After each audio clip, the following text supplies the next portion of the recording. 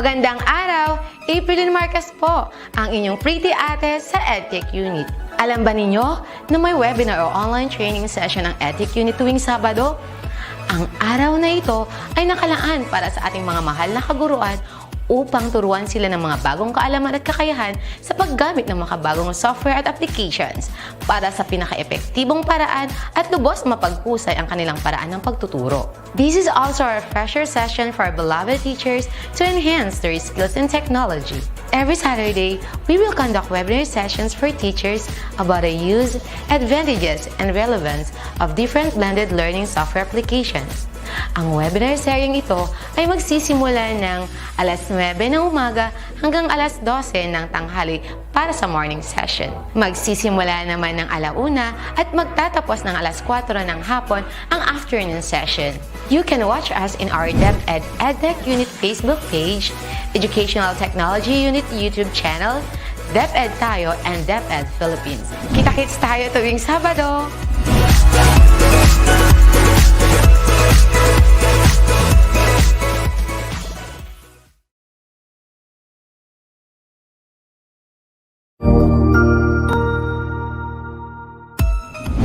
Mabuhay! Good day to all! I am your tutor Madge. Welcome to ETUlay, a free online tutorial, an initiative of the Department of Education, Information and Communications Technology Service, Educational Technology Unit, ICTS EdTech. This program is aimed at helping and assisting learners from kindergarten, senior high school, ALS, Alive and SPED learners.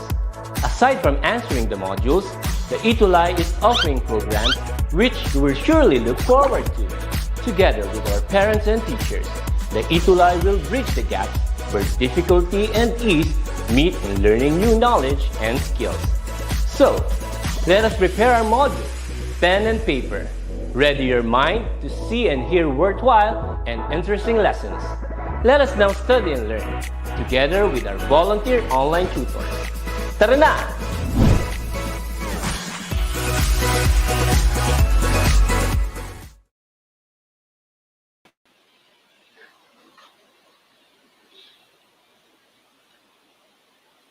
Okay, good morning! Sa kabila ng pandemya, edukasyon ay mahalaga. Sa kalusugan, dapat maigting ang pangangalaga. Ituloy ang edukadad, itulay ang kabataan sa magandang kinabukasan. Magandang umaga pong muli, ako po si Tutor Liz.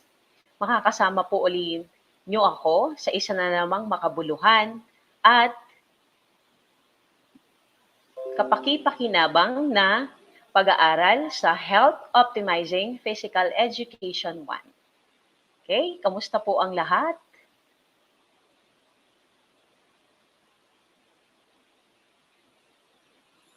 So, sa ngayon po ay inaantay natin ang ating kasama na si Tutor Ariel. So, para samahan po tayo sa ating session for today. Okay. So, tingnan muna natin yung mga shout out natin. Kamustahin muna natin ang ating mga viewers. So, meron na bang mga nag-comment dyan? Yes po. Good morning po. Watching from Ramon Central School, Ramon District, Ramon Isabela. Hello, hello po from Isabela. From Rose Riparinas. Hello po, ma'am. Enjoy watching po. So, we have also here from Elisa Bacong. Okay, happy watching po. From Don Restituto Baol Central School, Gingoog City Division. Medyo baliktad ang kanyang pangalan. Siya po ay si Ruby. Ruby Recansijul. Okay. Hirap pangalan. Okay, good morning po sa ating lahat. Okay, so muli po, nung tayo na naman po ay nasa Health Optimizing Physical Education subject para po sa ating mga senior high school grade 11. Ito po. Watching from SDO Cabanatuan, Lazaro Francisco Integrated School. Welcome po and good morning po sa ating lahat. From Glen Tuyay, good morning to all. Hello po ma'am, watching from Dolores National High School po. I'm a grade 12 STEM student po from Maria, Jamaica. Welcome and happy learning and happy watching. So today, we will be dealing with module number 3. Okay, so last time we had discussed about module number 2. So ano po yung napag-aralan natin nung nakaraang linggo? So we discussed about the different forms of exercises,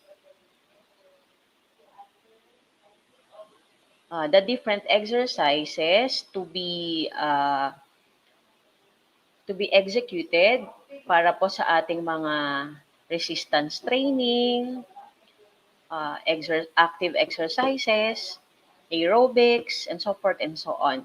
So today, we will be discussing, I'll be just giving you a glimpse. We will be discussing about intensity, from moderate to vigorous intensity physical activities. Okay? So, good morning po and uh, interact with me sa mga activities po na gagawin natin. So, are we all ready? Bigyan niyo po ako ng thumbs up sa ating comment section. Kung ready na po ang lahat, pa-thumbs up po.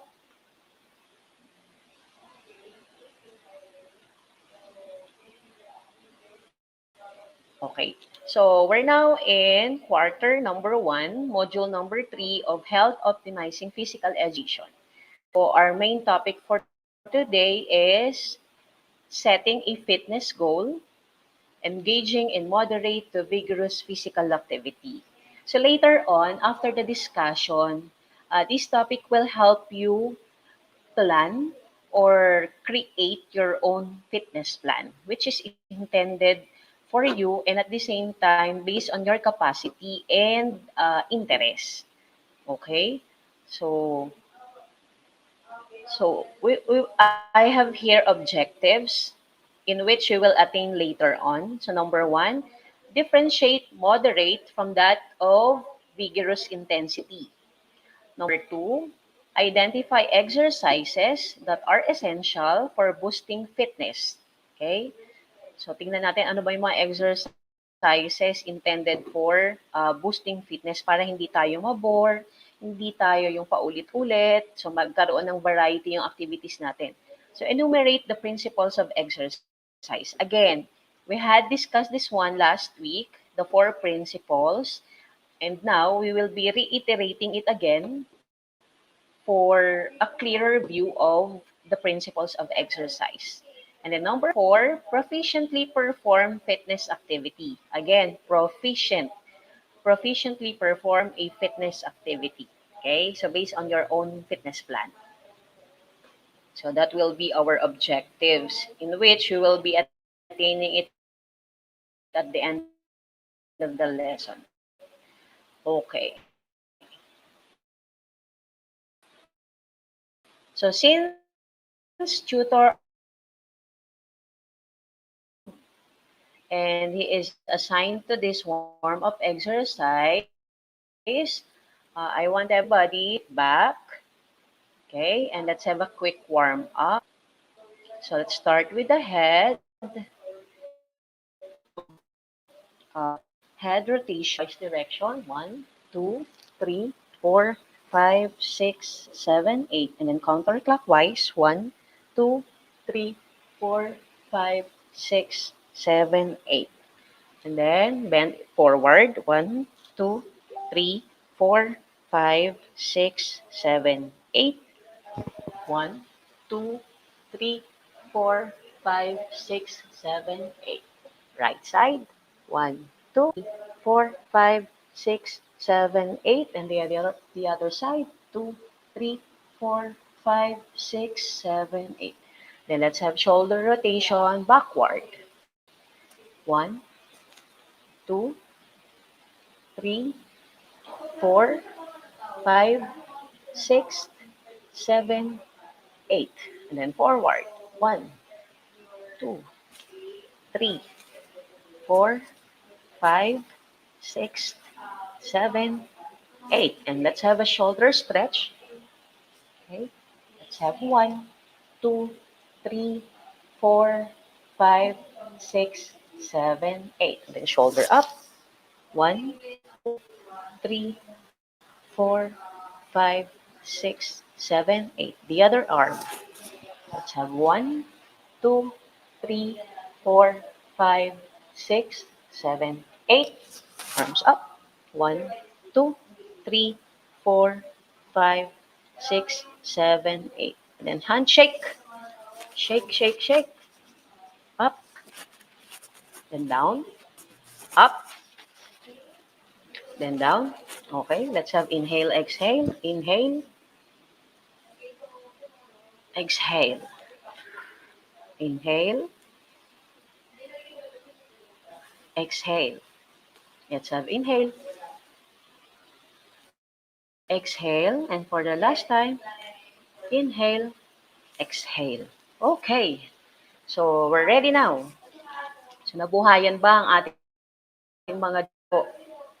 Okay, so minsan kailangan natin kahit nakaupo lang po tayo, let's have some physical activity, konting stretch, konting galaw-galaw para hindi po tayo inaantok o hindi tayo nakakaramdam ng ngalay. Okay, so let's have the next.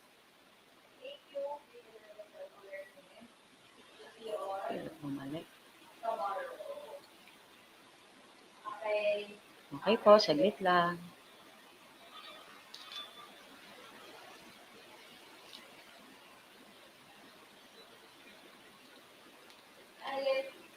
Okay, so I have here an activity.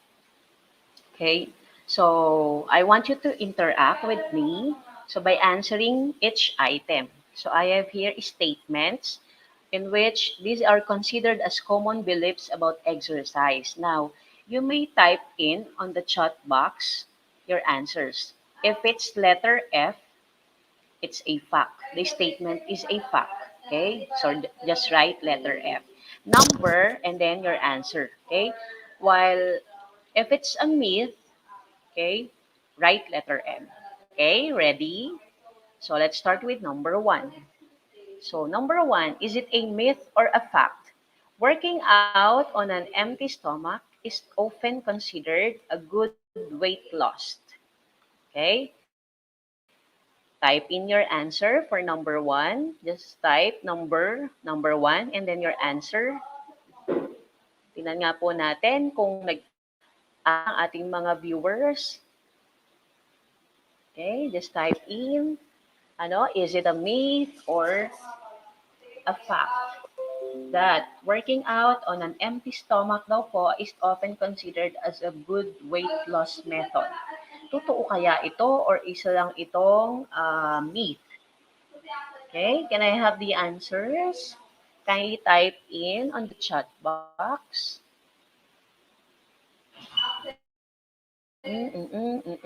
Number 1, ano sa tingin po natin ang sagot? Okay, Ronaldine Ladines answered M, so considered daw po as myth. Joyce Carubio answered, it's a fact. Okay, let us see kung tama nga kanilang sagot. So number 1 is considered as it's a myth. Okay? It's not a guarantee na kakaroon tayo ng weight loss kapag tayo ay walang laman ang ating sikmura. It's a no-no pa nga dapat kasi wala tayong mababurn na calories, okay? Pag walang laman ang ating tiyan. At pwede tayong himatayin dahil nga wala tayong kinain or walang laman ng ating sikmura. So it's a myth, okay? Very good yung sumagot po ng number 1M. Thank you for your responses. Also a myth or a fact. So number 2 statement, if you are not sweating, you will never lose weight and there is no use to exercise. Is it a myth or a fact? If you're not sweating, hindi ka daw nagpapawis, hindi ka daw maglo-lose ng weight. Okay? At wala daw kwenta yung ating ginagawang exercise. Is it a myth or a fact? Now, type in your answer na for number 2. Pakilagay po yung number, yung item number natin. Ma'am Edna Montoya, ito po ay for grade 11 students po. Health Optimizing Physical Education. So para po dun sa mga viewers po natin na nagtatanong po kung ano po subject is HO1 for senior high school grade 11 po.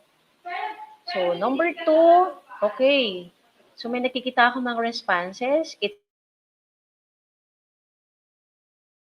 it. Sabi niya, Lynn Penekito. Okay, tinangyan natin kung tama. According to... Okay. So, the correct answer is, yes, correct. It's a myth. Hindi siya guarantee na pag hindi tayo nagpapawis ay hindi rin tayo mag-lose weight at kumbaga, wag ang ating ginagawang exercise. It's not true. Okay? How about number 3? Okay, number 3, stretch before you exercise because it will condition your muscle. Is it a myth or a fact? Okay? Kindly type in your answer for number 3. So, stretch daw before you exercise because it will condition your muscle. Okay. Okay. Number 3, Ronaldin Ladines again. She answered number 3, letter F po. It's a fact. How about Glenn Uyay? Uyay answered, it's a fact. Jocelyn Penekito, it's a fact. Okay, tingnan po natin if it's true or if you are correct with your answers. Okay, number 3, okay, it's a fact. Yes, you have to stretch, especially yung tinatawag po nating warm-up because it prepares the body for a more strenuous activities. Bakit tayo nag-warm up? Bakit tayo nag-stretch? To avoid injury and, ano pang tawag natin dito? Yes, injury. To avoid injury at hindi rin mabigla yung katawan natin. Okay? So, how about number 4? Ang sabi dito, aerobic exercise boost your metabolism. Is it a fact or a myth? Okay, type in your answer for number 4. Write down the item number and then your answer for number 4. Aerobic exercise boost your metabolism. So, is it a myth or a fact? Tingnan nga natin ang ating mga sagot, acting responses. Okay, type in your answer on our comment box. Okay. So, number 4, Michelle Abad answered, it's a fact. Jocelyn Peniquito, it's a fact. Okay, ano pa? Sino pang sumagot? So, tingnan natin kung tama ang sagot ng dalawang nabanggit natin. Okay, let's find out if it's number 4 is a fact statement. Okay? Yes, correct. So, aerobic exercise boosts your metabolism. Okay? When we sweat, so yung metabolism process or digestion natin ay mas bumibilis. Okay? Number 5. Okay, last but not the least, we have number 5. Running burns calories daw. Is it a myth or a fact? Let's find out. So, your answer for number 5, kindly type in. Number 5, running burns calories. Totoo ba to? Okay? So, if it's a myth, type in M. Okay? If it's a fact, just type letter F. Okay? So, number 5, yes, napaka-active naman ni Jocelyn Pedro answered, it's F. Okay? It's a fact daw. Andre Dacles answered, it's a fact. Glenn Tuyay, F. Okay? So, lahat sila sumagot ng F. Tama nga ba yun? So, tingnan po natin. Let's find out. Okay. So, answer for number 5 is fact. Ang gagaling ng mga estudyante ko. Parang lahat itong mga to ay nag-engage sa physical activity kasi alam nila kung ano yung pwedeng mangyari sa kanila. Okay, at the end of the day. Okay, so moving on. So let's have aerobic exercise. Okay, lagi natin ito naririnig. So when we say aerobic exercise, actually we had discussed this one last week. The different forms of exercises. So yung aerobic exercise natin. So, ang aerobic exercise is any physical activity that makes you sweat, okay, causes you to breathe harder, and gets your heart beating faster compared to when you are at rest. According to experts, the higher the heart beats, okay, ibig sabihin daw po nun, the more intense the activity is. Okay? So, pag tayo ay bumibilis ang ating ang tibok ng puso natin, ibig sabihin, yung ginagawa natin activity ay hardened. Okay? So, doon natin nasusukat if a certain activity is a light, a moderate, or a vigorous activity. So, doing aerobic exercises regularly strengthens your heart and lungs and trains your cardiovascular system to manage and deliver oxygen more quickly and efficiently throughout your body. That is why aerobic exercise po is considered as one of the major activity that would enhance our cardiovascular endurance. Kasi it enables the body, especially the three major systems, which is the heart, the lungs, and the blood vessels to function efficiently. Okay? Pero sabi nga natin, it has a limit. Okay? An adolescent should exercise daw within 60 minutes a day. So regular po 'yon. That is for adolescents, okay? So, but for the oldest, for the senior citizens, they are not encouraged to regular activities kasi hindi na sila katulad ng mga adolescents na very active. Okay? So sa kanila, meron na mga limits, may mga restrictions na ang kanilang mga movements. Okay? So that is aerobic exercise. Okay? Next. So, I have here techniques. Paano ba natin malalaman or makukuha ang ating heartbeat? Paano malalaman if it's beating fast or slow? Or pag mag-activity tayo, especially cardiovascular activities, dapat kasi unang ginagawa is to get the pulse rate at rest. Okay? So, for techniques in getting the heartbeat per minute. So, saang part ba ng katawan natin makikita ang pulse rate ng ating heartbeat? Okay, number 1 in the list, I have the apical site. Okay, saan matatagpuan ang apical site? It is taken at the apex of the heart and can be sometimes be felt very clearly by placing the heel of the hand over the left side of the chest. Okay? So dito, gamit po ito, mararamdaman natin, merong tumitibok sa part na to. So ito po yung tinatawag natin apical site. Okay? So in this part, we can recognize or we can count our heartbeat and we can easily feel if it's beats faster or slow. Okay? So, yan po yung tinatawag nating apical site. So, one determinants po yan para mas measure natin ang ating heartbeat. The other part is the carotid pulse site. So, pag sinabi natin carotid pulse site, it is taken from the carotid artery. It is located just beside the larynx using light pressure from the tips of the pointer and middle fingers. So remember, sabi dito, never use or check both carotid arteries at the same time. So using your middle finger and pointing finger, so kakapain niyo po siya dito sa ilalim ng ating baba. Okay, mapapansin niyo yan, just beside the larynx sa ating voice box. Okay, may nararamdaman ba kayo na pumipitik-pitik dyan? So that is at pulse site. So pwede natin dyan ma-determine ang pulse. Okay? Kung sabi dyan, remember, pakatandaan po natin, hindi pwedeng gamitin itong dalawa. Kasi ang mangyayari, wala kayong mararamdaman beat. Okay? So, ito po. So, this is the carotid pulse site. Okay? Now, moving on, we have the other pulse site, which is located at the radial pulse. Okay? So, ang radial pulse site naman natin is taken from the radial artery at the wrist. Okay? In line with the thumb. Okay? In line with the thumb. Okay? So, using the tips of the pointer and the middle fingers, ito po ulit, gagamitin natin. Okay? So, dito. So, this is the radial pulse site. Okay? Mararamdaman po natin dyan, meron dyan pumipitik. Okay? So, this is the most common pulse site na ginagamit natin. Okay? Ito yung laging ginagamit. Kasi mas madali pong makapa yung pulso. Okay? So, We have apical, we have carotid, we have radial, and then last but not the least, we have the temporal pulse site.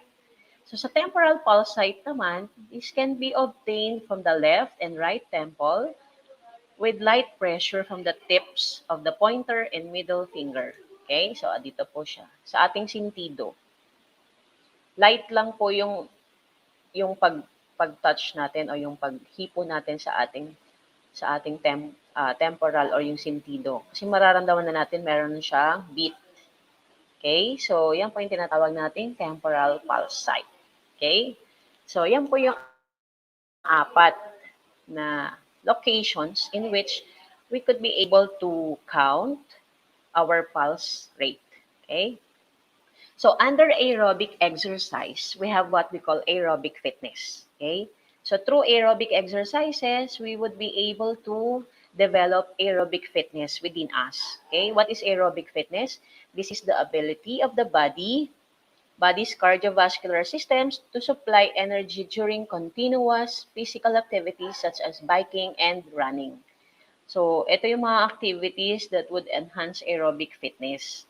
Okay, kung mapapansin natin, biking is one activity that would enhance our cardiovascular endurance.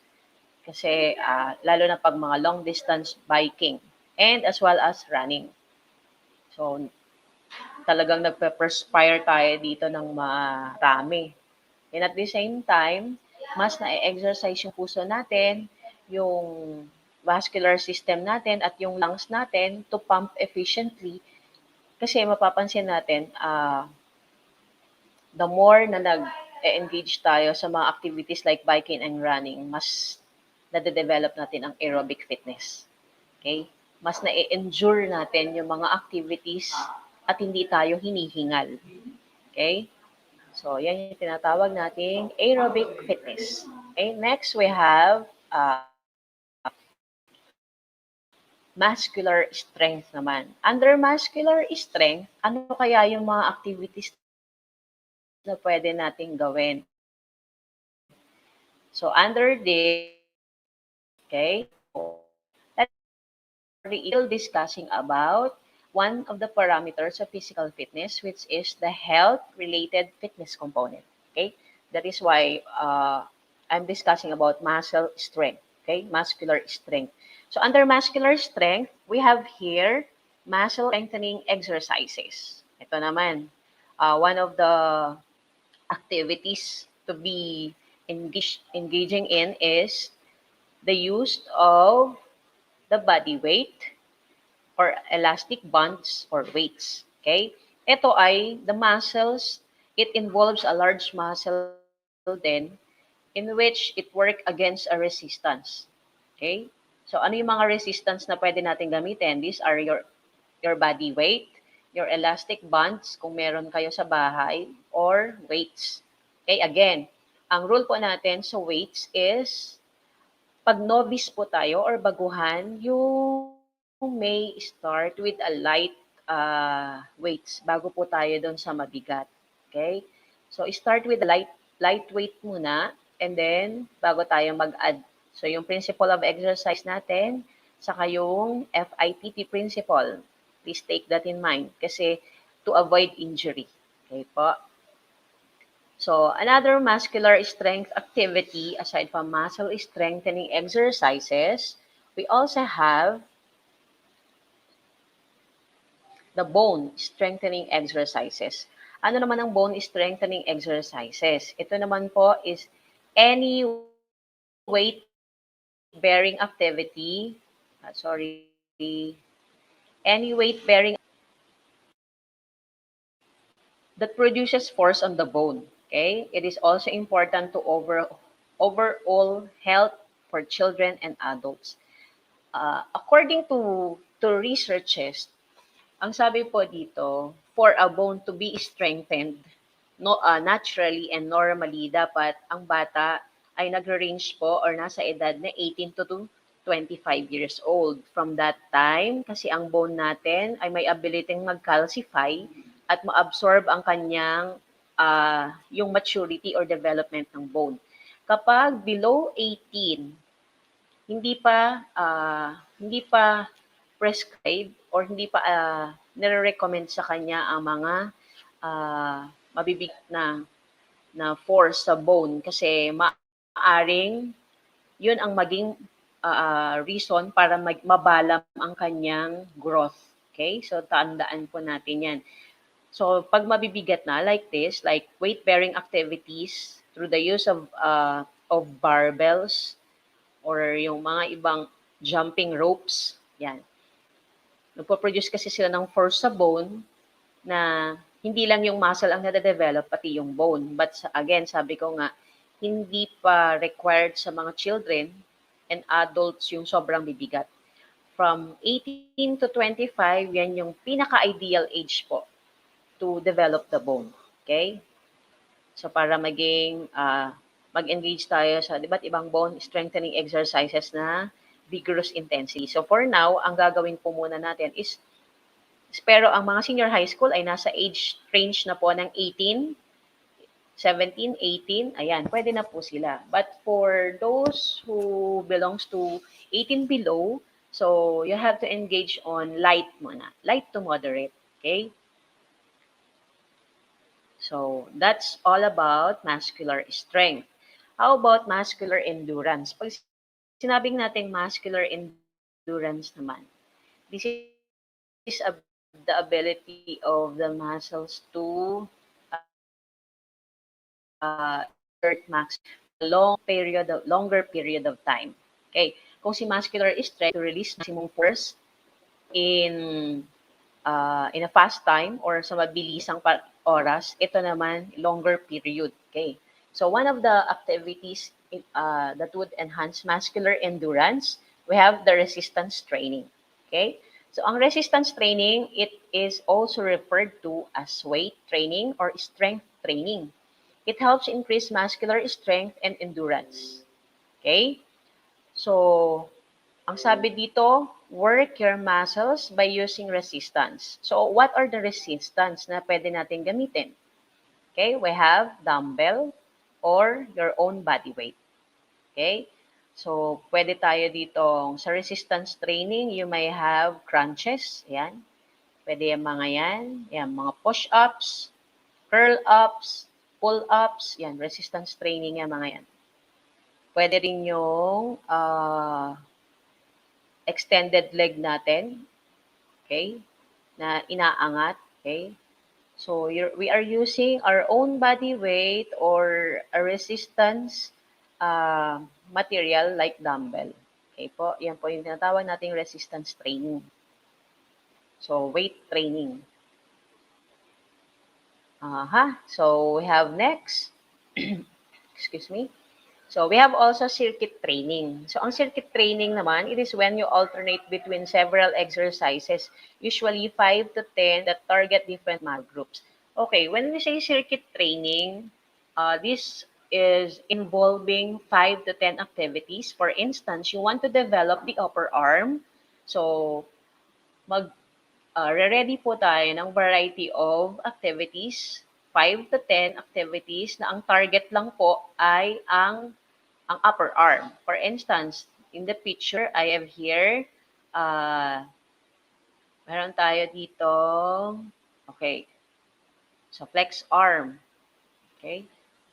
Meron din tayo dito using a barbell, so, or dumbbells. In using the dumbbells, maraming activity na pwede kayong gawin dyan, okay. If you want to develop the biceps and the triceps, iba't ibang positions on how to use the dumbbells. So, yun po yung tinatawag nating circuit training. In 1 hour, makakagawa ka ng 5 to 10 activities that would target your main objective. For instance nga, sabi ko, the upper arm. So, kung upper arm ang main target natin, so you have to prepare 5 to 10 activities. So, may variety. Ang maganda sa circuit, tuloy-tuloy. So, meron ka lang mga interval na 10 seconds or 30 seconds every activity. Okay? So, sa circuit, mabilis yung improvement, mabilis yung result, kasi makikita natin, may variety yung activity niya. And at the same time, nata-target yung specific. Okay? Take note of that specific body parts na gusto nating i-develop or i-improve. Okay po. Next. So that is circuit training. Meron din naman pag leg muscles ang gusto mong i-develop, so gagawa ka ng mga series of activities na involve ang paa, ang leg muscle natin. Okay? So next, we have, okay, so we're done with exercises or aerobic fitness.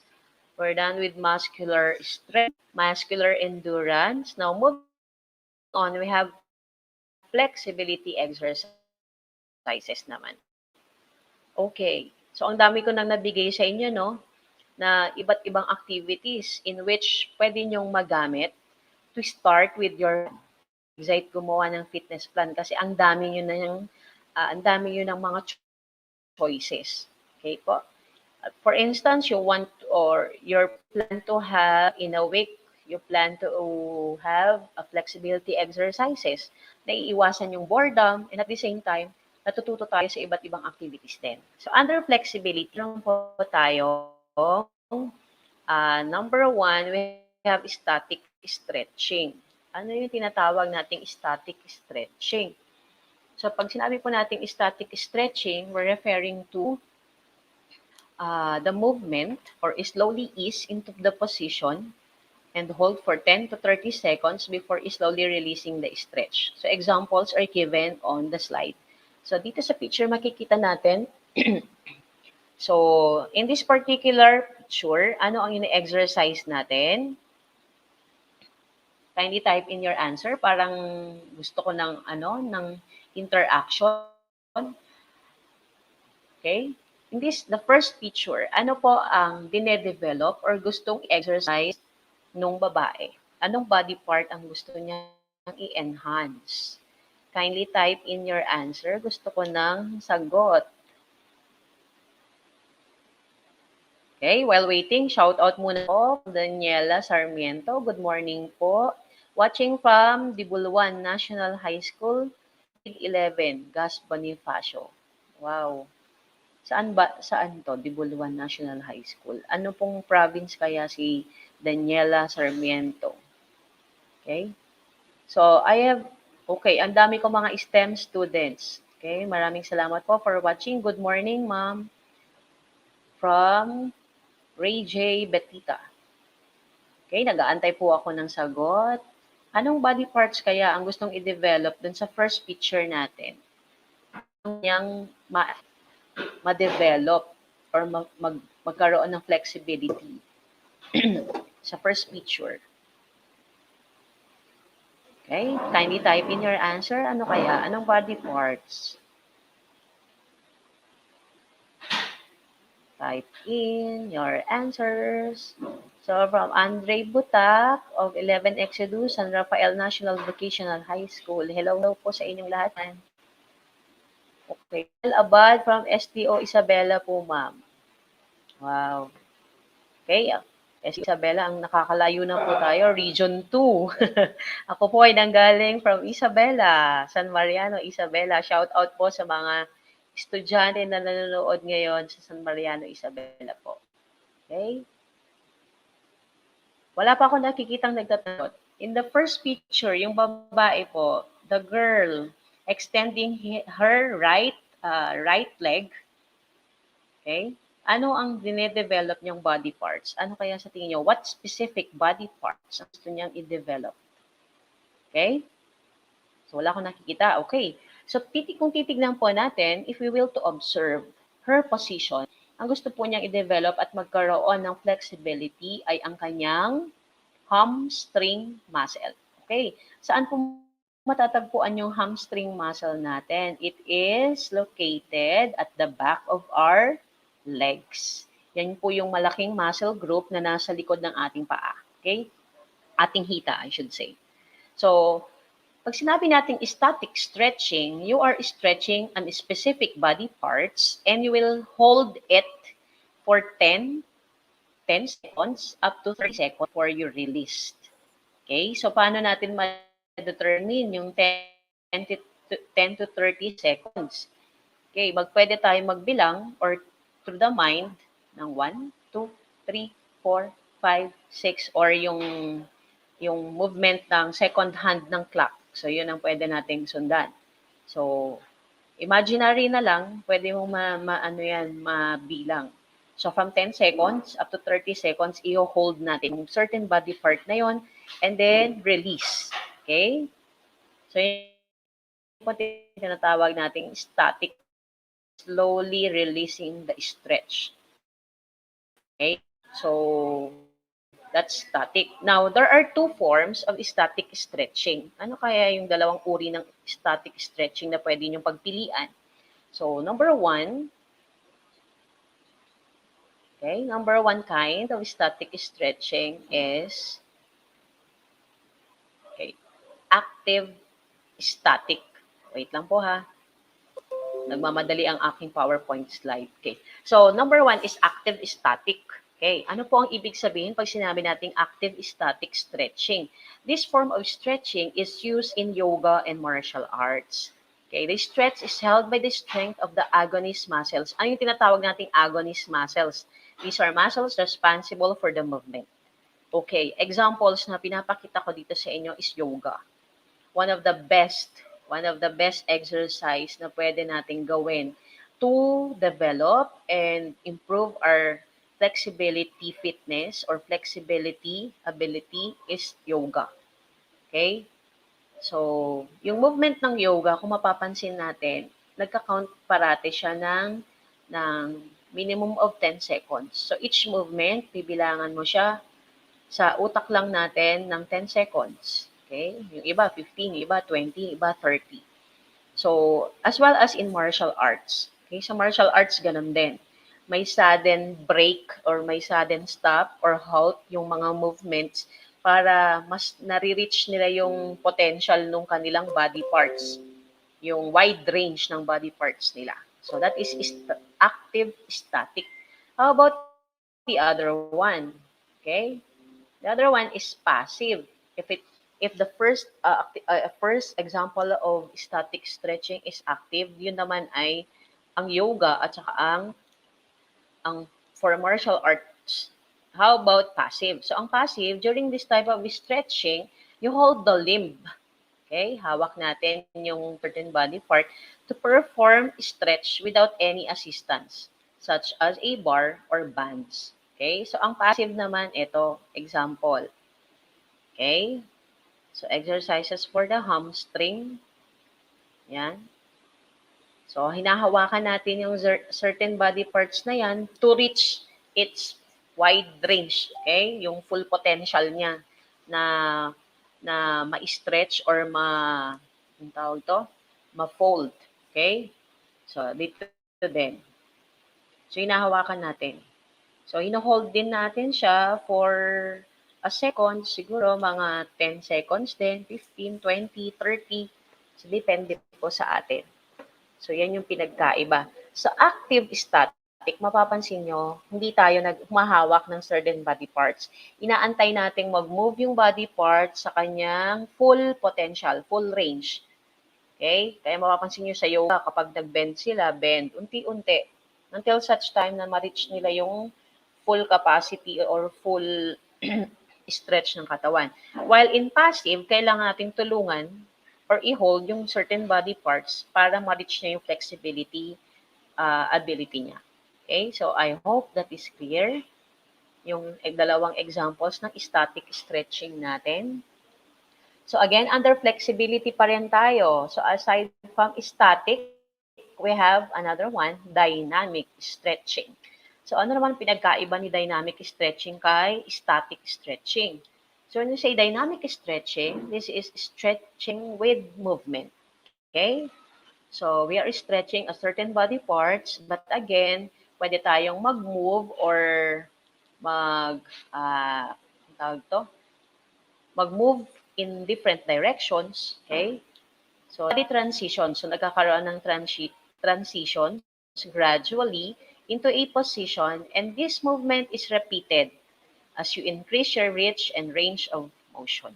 So, yun ang pinagkaiba ni static. Kay static stretching, you do not have to move from one place to another.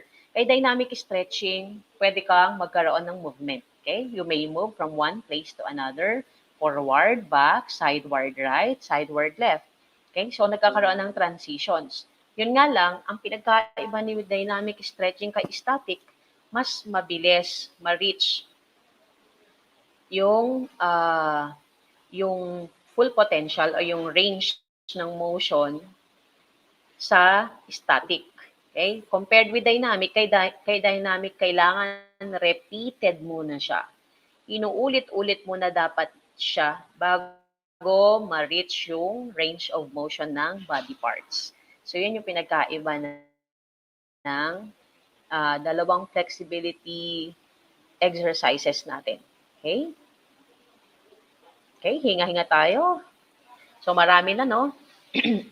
Dami na tayong activities na pwede nating ilagay sa ating fitness plan. Now, dito tayo sa pinaka-highlight ng ating lesson. Okay, you're done with choosing with the different exercises. Nakapili ka na ng muscular strength exercises mo. Meron ka ng flexibility exercises. At meron ka rin muscular endurance exercises. Now, the main question is, ano mo ba siya gawin? How hard those activities are you going to perform? So, malalaman natin yan sa intensity. So, again, kung babalikan natin yung last episode natin, when we say intensity, it answers the question, how hard the activity is. Gaano ba kabigat yung ginagagawin natin? So, pag sinabi natin intensity, may tatlo tayo, intensity. So, ang light intensity kasi ay these are suited for the beginners, for the novice. Okay? Yung mga nag-uumpisa pa lang. So, again, when we say intensity, rate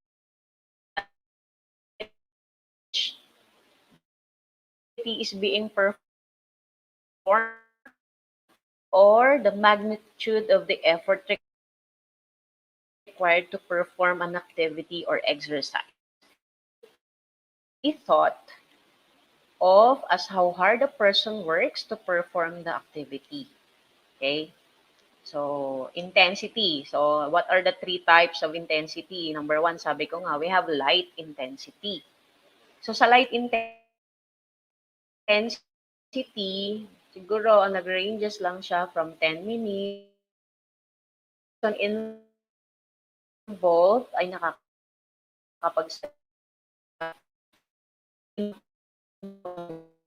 hingal, may konting perspiration.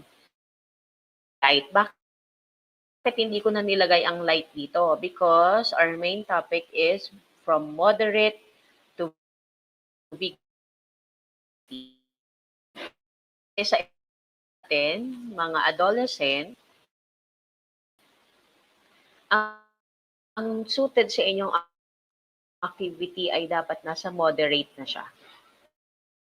So, nasa moderate range to vigorous intensity. Okay?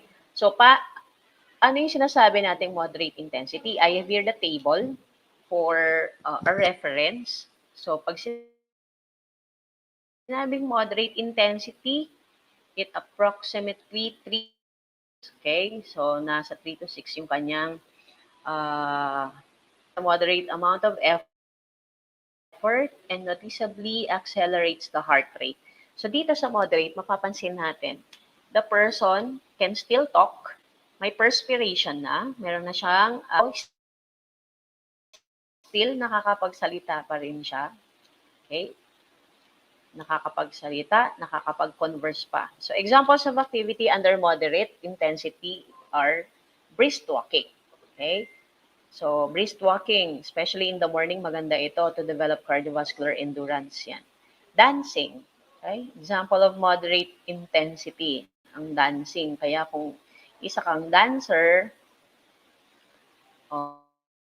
isa ito sa mga activities na pwede mong gawin sa iyong fitness plan. Okay? Next, we have gardening. Ang gardening, movements ng gardening like pagbubungkal ng lupa, okay? So, paggamit ng rake, pagtanggal ng mga dumi, yan, gardening. Domestic chores, okay? Household chores natin sa bahay. Yan. Traditional hunting and gathering. Yan. Active involvement in games and sports with children or walking domestic animals.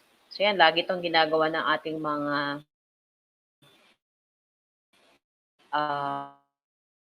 yung mga nasa old age natin, nagpapalakad sila ng mga alagang aso or alagang hayop. So general building tasks like roofing, touching, and painting. So carrying or moving moderate loads from 20 kilograms or maximum of 20 kilograms. So yan po ay tinatawag na moderate intensity. Okay?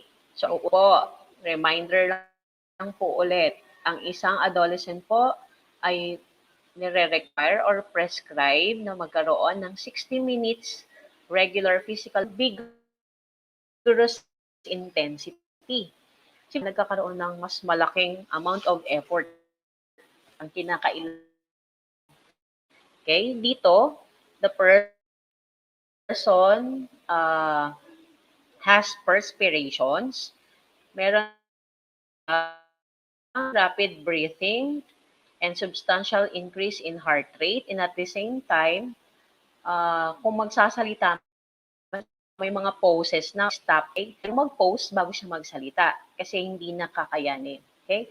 So what are the activities under vigorous intensity exercises? Okay? Running, walking or climbing briskly up a hill. Okay? So may pinagkaiba, no? May pagkakaiba yung brisk walking sa plain surface at saka doon sa elevated. So pag elevated like hill, mapapansin natin mas bumibilis yung heartbeat natin kasi may effort. Okay?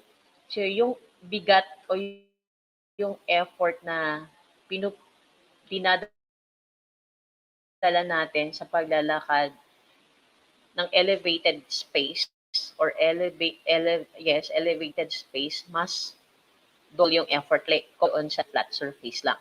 So fast cycling, okay? Aerobics din, if it's 30 to 1 hour aerobic activity, okay? Vigorous na yan. Tapos ang movements ay mabibilis, okay? So yung effort na ginagawa natin doon sa movements, maaring, okay? Competitive sports and games. These are traditional games, yung mga usual na ginagawa natin, mga laro natin. We have football, volleyball, basketball. Then, heavy shoveling or digging ditches. Okay? Pag ito naman sa bahay, mga chores natin. Carrying or moving heavy loads higher than 20 kg. Kalaki ng pinagkaiba ng moderate intensity sa vigorous. Now, ang magdedetermine ng ating intensity ay ang ating heartbeat. Tsaka kung nakikita natin yung hingal, okay? So, napapansin natin mabigat na or in na yung ating movements na ginagawa. Okay, tingnan natin ano ba ang target heart rate kapag moderate intensity to vigorous. So your target heart rate should be between 4% to 76% of your maximal heart rate. Dapat daw nandiyan lang. Okay, kung matitingnan natin 60 to 75%. Okay, you can estimate your maximum heart rate based on your age. So, paano ba yung training heart rate? So, heart rate, napakadali natin kunin. We have the maximal heart rate, which is 220. Ayan na po.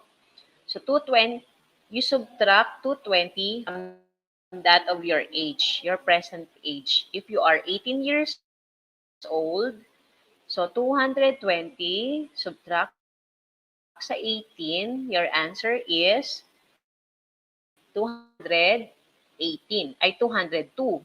So ang 202 po, okay? So dito makikita natin yung 64% ng 170 times 0.64, yung 64% na minimum, dapat nasa 109 beats per minute ang heart rate. Maximum, which is 76%, dapat nag-range siya ng 129 beats per minute para ma-consider siyang moderate intensity. And uh, sa vigorous intensity naman, kung titignan natin, ito ay for 50 years old yung sample na binigay ko ha. Pero sa edad po ninyo ay 18. So, isusubtract nyo lang yung age ninyo sa maximal heart rate na 220. Now, sa vigorous naman, 7%, 93% ang maximum heart rate. Okay, napakataas, no? So, sa parang sa 50 years old, ito sa 35 years old naman, ang kanyang 77% ay nasa 142 beats per minute. Samantalang ang 93% or maximum niya for vigorous intensity ay 172 beats per minute. Ganun kataas, no? So makikita natin yan, mapapansin natin, mayroon na yung factor ng hingal, ganyan-ganyan. Now, this is our main agenda. Okay? Or you plan for a fitness plan. Okay? Ano ba ang purpose ng fitness plan sa atin? So, pwede natin itong maging guide. Meron tayong parang Bible natin na sinusundan on how to use maximum of our body parts and capacity. So, dito nakita nyo, ito yung mga sinabi ko kanina. So, under aerobic, again, mamili ka na ka, alin dyan. Muscular endurance, ganun din, maglalagay ka din dyan. Again, may nakalagay dito yung FITT principle natin. Frequency is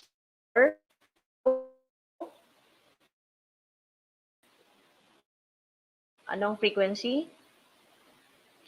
Gaano kadalas? Gaano kadalas mo gagawin? Is it 3 to 5 days a week? 2 to 3 times a week? Ganon. So, once a week. So, yan, that is frequency. So, sa intensity ninyo, ang intensity niya, load. So, ilang yung load ninyo sa intensity. Then we have time. Sa time naman, is it 10 minutes, 20 minutes, 30 minutes? Then type of exercise, ayun na, yung mga binanggit ko kanina. Okay. So, ang wala lang sa mga binanggit natin ay yung balance. Okay? So, ayan. Makakapag-come up na kayo ng inyong sariling fitness plan. So, napaka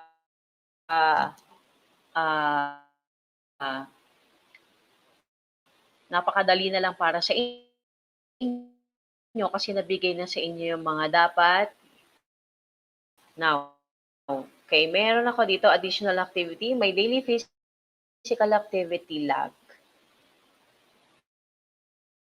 A week. So, ang gagawin niya lang dito ay moderate or big. Nasaan na ba yung activities natin? Okay, bigyan nyo nga ako. Kayo ang magta-type. Okay? So, dito sa activity na to, my daily physical activity log, I want you to type in exercise, okay, or physical activities would fall under moderate intensity. Now, I need your answers. You type in your answer sa ating comment box. Bigyan nyo ako ng iba't ibang activities under moderate intensity. Okay? Anyone? Kindly type in your answer. Ang inyong on how to identify activities or hello po. Asan na ang ating mga viewers? So, I have here, sige, mag-shout out ako saglit para mabuhayan sila ng loob. Ito from Legi, Salvador, of San Rafael National and Vocational High School. So, ang dami nila. San Rafael Vocational High School din, si Christian Fabian Guillen. In activities under the vigorous intensity. Okay? So, may mga nabang gusto ko lang kita kung nakinig ba sila. Okay po? So, I think nag-freeze na ang ating comments sa ating Facebook Live. Okay? Let's move on. So, bibigay po natin yan na. So, we have here, so under moderate intensity activity, so again, isa-isay natin, this consists of your household chores, brisk walking, dancing, ayan, yung mga brisk walking, walk naman yung ating aerobic activities. So, brisk walking. I hope that is clear to vigorous intensity. Now, moving assessment. So, okay, number 1. So, the you to breathe how you are at rest. So, letter B, and seen any song answer for that is letter B, aerobic. So, we have question number and crunches and work it A, cardio training. Letter D, resist training. Okay. What is the answer for question number 2? Question number 2, the answer is, so the answer for question number 2 is resistance training. Okay. So examples of that are weightlifting, push-ups, crunches. You are working towards or against a resistance. So number 3, which one refers to stretching movement wherein the body transitions gradually into a position and movement is repeated as switch and range of motion is reached? Okay, letter A, active stretching. Letter B, dynamic stretching. Letter C, passive stretching. And letter D, static stretching. What is the answer for number 3? Which one refers to the stretching wherein the body transitions gradually to position? Okay, the answer is, okay, balikan ko lang. So the answer for number 3 is active stretching. Next, number 4. So, what type of exercise is it when you cannot say more than a few words without pausing for a breath? Okay, so what is the answer for this? What is the intensity? Okay, so moderate intensity. And last but not the least, question number 5 is, which one is taken from the radial artery at the wrist? Okay, ito yung mga points natin, no? Or positions ng body natin kung saan matatagpuan yung mga heartbeat natin. In line with the thumb using the tips of the pointer and middle fingers. So is it letter A, apical site, B, carotid pulse site, letter C, radial pulse site, and letter D, temporal pulse site? Okay, the answer for that is, okay, may clue na po tayo dyan. The answer is radial pulse site. So much for that. Galing, no? Lahat yan, natapos natin on this week number 3. So, iwan ko lang sa inyo to. Okay, fitness is like a relationship. You can't cheat and expect it to work. Okay? So again, napakadaling intindihin. Ang fitness ay parang relationship yan, isang relasyon. Hindi ka pwedeng mag-cheat or mangaliwa. Kasi, at tapos mag-expect ka ng result or outcome. So, ang fitness ay tinatrabaho yan. Okay? Pinaghihirapan, inaalagaan katulad ng relationship. Okay? Hindi mo kailangang maghanap pa ng iba, mag-cheat or magsinungaling or gumawa ng activities para lang ma-overcome yung gusto mong maging outcome. Okay? So ang fitness ay pinaghihirapan at ginugugulan ng panahon and hard work. Okay? So, isa na naman pong makabuluhang linggo para sa ating Health Optimizing Physical Education. Again, ako po si Tutor Liz. Samahan niyo po ako uli next week. But for the meantime, samahan niyo po ang aming mga kasamahan na nasa English para po sa ating ETUlay online tutorials. Okay? Happy lunch po at mabuhay po tayong lahat. Bye-bye!